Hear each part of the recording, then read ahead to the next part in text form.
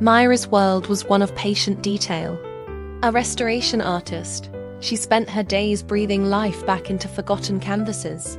Her studio a quiet sanctuary perched above the grand, echoing concourse of the old city train station. Below her, life moved in a constant, rhythmic surge, a river of hellos and goodbyes.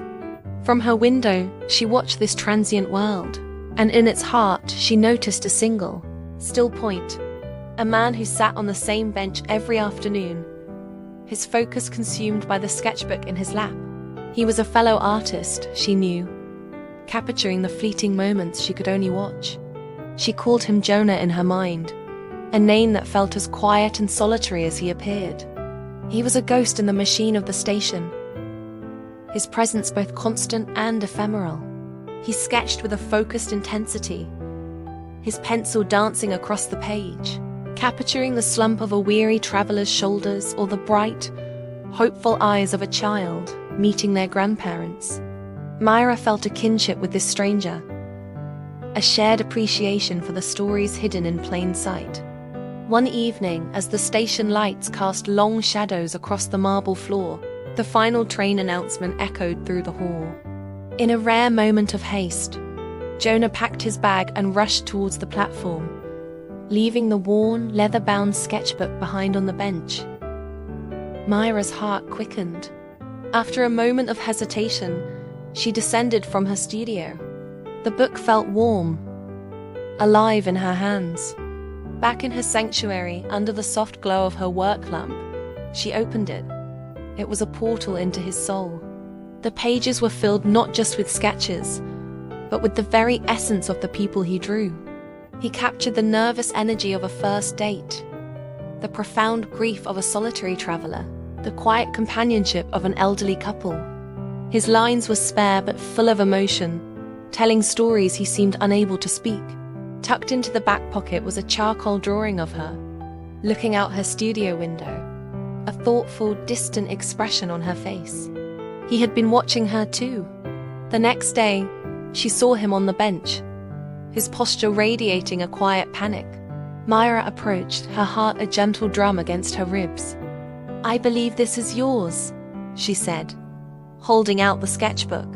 His head snapped up, and for the first time, his eyes, a deep, stormy grey, met hers. Relief washed over his face, followed by a flush of embarrassment. "Thank you," he breathed, his voice softer than she'd imagined. "I saw my drawing," she added gently. "You see the stories too." That was the beginning. Their conversation started there. On that bench, surrounded by the symphony of the station, he told her about his travels, his inability to stay rooted, his art a way of holding on to moments that would otherwise disappear. She shared her world of restoration, of finding the beauty buried beneath layers of time and neglect.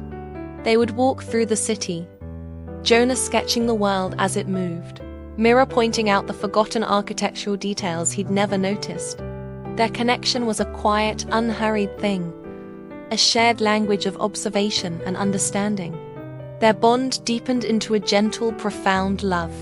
But as the seasons changed, Mira saw the familiar restlessness return to Jonah's eyes. He loved her, she knew, but the world was a current that always pulled him away. "Some people are destinations," he told her one evening, his voice heavy with a sadness that mirrored her own. "I think I'm just part of the journey." There were no arguments, no ultimatums. There was only a quiet, painful acceptance. They said goodbye where they had said hello, on the station platform, the air thick with the scent of rain and the screech of departing trains. It was a scene he would have sketched, she thought, two people, close but separate, a story of arrival and departure in a single frame.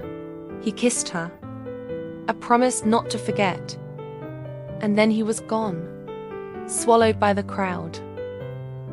Another traveler on another journey. Years passed. The station remained a constant in Mira's life. She still worked in her studio, the hum of the concourse a familiar comfort. She never saw Jonah again, but his presence lingered, He had taught her to see the world not as a series of static images, but as a collection of beautiful, transient moments. Her art changed, imbued with a new sense of life and impermanence. Their love had not been a destination, but it had been a meaningful, transformative journey. And as she looked out her window at the river of life flowing below, she carried its impact forward, a quiet artist shaped by a love that was as fleeting and as beautiful as a sketch in a traveler's notebook.